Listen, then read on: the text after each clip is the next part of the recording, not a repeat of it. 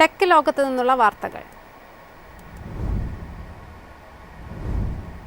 Creta എൻലൈൻ SUVയുടെ entry level variant ഇനി ലഭിക്കില്ല.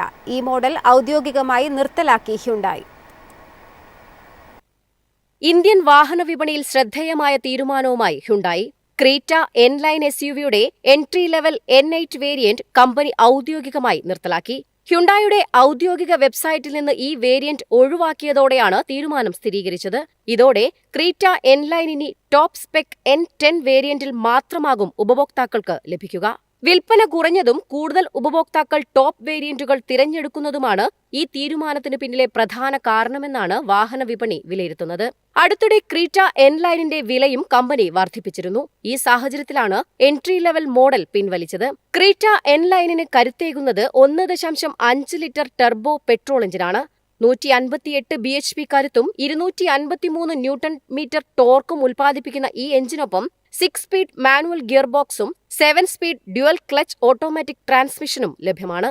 വെറും 9 സെക്കൻഡിനുള്ളിൽ 0 നിന്ന് മണിക്കൂറിൽ 100 കിലോമീറ്റർ വേഗത കൈവരിക്കാനും ഈ SUVക്ക് കഴിയും. ഇക്കോ, നോർമൽ, സ്പോർട്ട് എന്നീ 3 ഡ്രൈവ് മോഡുകൾക്കൊപ്പം സ്നോ, സാൻഡ്, മഡ് ട്രാക്ഷൻ മോഡുകളും വാഹനത്തിൽ ഒരുക്കിയിട്ടുണ്ട്. ARAI സർട്ടിഫൈഡ് കണക്കുകൾ പ്രകാരം മാനുവൽ പതിപ്പിന് ലിറ്ററിന് 18 കിലോമീറ്ററും ഓട്ടോമാറ്റിക് പതിപ്പിന് 18.2 കിലോമീറ്ററുമാണ് മൈലേജ്. ഫീച്ചറുകളിലും ക്രീറ്റ എൻലൈൻ സമ്പന്നമാണ്. 10.25 inch touch screen infotainment system, digital instrument cluster, panoramic sunroof, ventilated front സീറ്റുകൾ, wireless charger, dual tone climate control, 360 degree camera, 6 air ബാഗുകൾ, ഇലക്ട്രോണിക് സ്റ്റെബിലിറ്റി കൺട്രോൾ എന്നിവയും വാഹനത്തിന്റെ പ്രധാന സവിശേഷതകളാണ്. എൻട്രി ലെവൽ വേരിയന്റ് പിൻവലിച്ചെങ്കിലും ക്രീറ്റ എൻലൈൻ ശ്രേണിയുടെ വിപണി സാധ്യതയെ ഇത് കാര്യമായി ബാധിക്കില്ലെന്നാണ് വാഹന വിപണി വിദഗ്ധരുടെ വിലയിരുത്തൽ. News desk MyFin TV. ഐഫോണിന് വെല്ലുവിളിയാകുന്ന പുതിയ AI ഫോണുമായി SpaceX എത്തുമെന്ന റിപ്പോർട്ടുകൾ പുറത്ത്. ഈ വാർത്തകൾ മസ്ക് നിഷേധിച്ചെങ്കിലും വിഷയത്തിൽ ചർച്ചകൾ തുടരുകയാണ്. സ്മാർട്ട് ഫോൺ ലോകത്ത് വൻ ചർച്ചയ്ക്ക് വഴിവെച്ചിരിക്കുകയാണ് ഇലോൺ മസ്കിന്റെ ബഹിരാകാശ കമ്പനിയായ SpaceXനെ കുറിച്ചുള്ള പുതിയ റിപ്പോർട്ടുകൾ. ആപ്പിളിന്റെ ഐഫോണിനേക്കാൾ മെലിഞ്ഞതും നിർമ്മിത ബുദ്ധി അധിഷ്ഠിതവുമായ ഒരു പുതിയ ഹാൻഡ് ഹെൽഡ് ഉപകരണം SpaceX വികസിപ്പിക്കുന്നുവെന്നാണ് രാജ്യാന്തര മാധ്യമങ്ങൾ റിപ്പോർട്ട് ചെയ്തത്.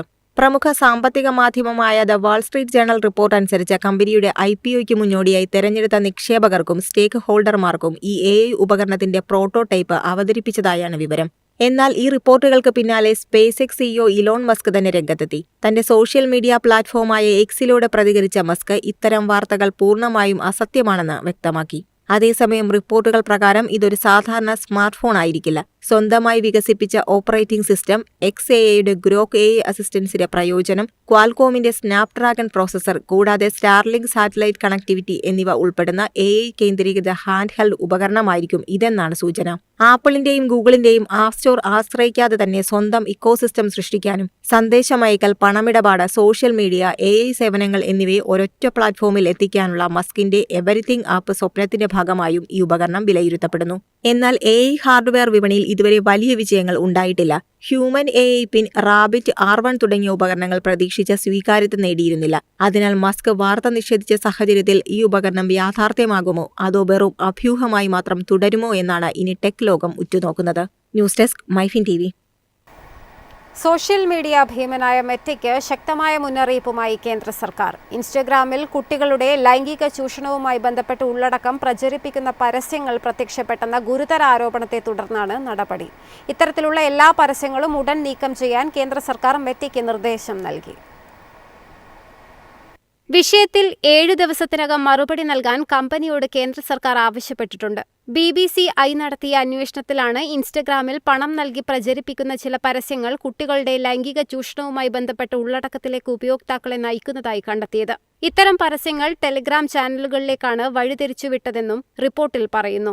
സംഭവം പുറത്തുവന്നതോടെ കേന്ദ്ര IT മന്ത്രാലയം വിഷയത്തെ അതീവ ഗൗരവത്തോടെയാണ് സമീപിച്ചത്.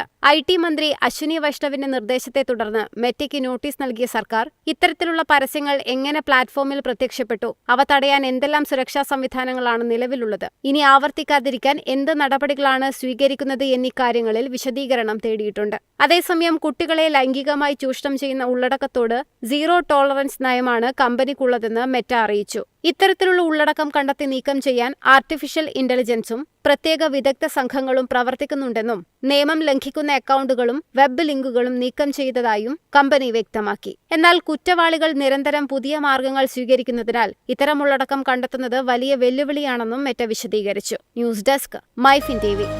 എളുപ്പത്തിൽ സമ്പാദ്യം വളർത്താം. ഇന്ന് തന്നെ മൈഫിൻ TV ആപ്പ് ഡൗൺലോഡ് ചെയ്യൂ.